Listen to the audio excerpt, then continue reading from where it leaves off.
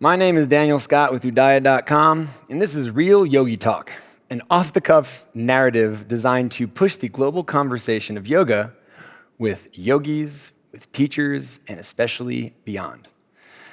The elusive home practice. How do I create a practice at home? Whether that's yoga, whether that's dance, whether that's any sort of movement, how do I take what I learn in class and integrate it to the rest of my life? Even if I'm at work, it's a home practice. Even if I'm at home, it's work. So how do we create a practice that works for ourselves, for our bodies, and not against it? Think about it this way. When you're in a yoga studio, when you're on the mat in a yoga practice with a bunch of people around you, it's amazing. You're in this beautiful organism of movement. You're being told what to do. You're learning how to move yourself from this direction. But then you get home, and you don't have time to go to the class. You don't have time to make it to the studio. What do when you only have 15 minutes, when you have 20 minutes? Even when you have an hour, do you get lost within the first few breaths on how to create that practice at home? Here are a few tips, maybe that might help. Sure, watching videos online, it's awesome, it's great. You have that external stimuli telling you what to do. But the real beauty of a movement practice that's shared with other people is how you tell yourself how you move. So next time you take a class, talk to yourself in your head about what's going on as you move. I'm going to step my right foot forward. I'm going to raise my arms up. As you listen to the outside narrative the teacher is giving you, think about what's going on the inside and listen to what your body's telling you.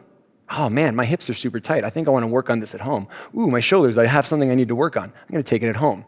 There's this old saying is that it doesn't have to do with yoga, it's more about relationships. When you're out, you can look at the menu, but you always eat at home. So let the practice outside of the house, outside of the home space, serve as an inspiration for the things that you take home. And even if you just have a few moments to focus on those things that you need to work on, those tight spots, those super flexible spots, those spots of pain or those rough spots, let that be the guiding light that drives the home practice. Another really important thing is don't worry about how it looks, just bring awareness to how it feels. I talk about this all the time, but the most important thing to take home with that is that there's not someone looking at you to correct what's going on, so you become your own teacher. Anything worth doing is worth doing slowly. And this is another thing we reach into when we join a shared yoga practice, is that we're going at the pace of the teacher, we're going at their breath count, we're going at the people who move around us, and sometimes we skip through things in order to keep up, in order to catch up to everyone else.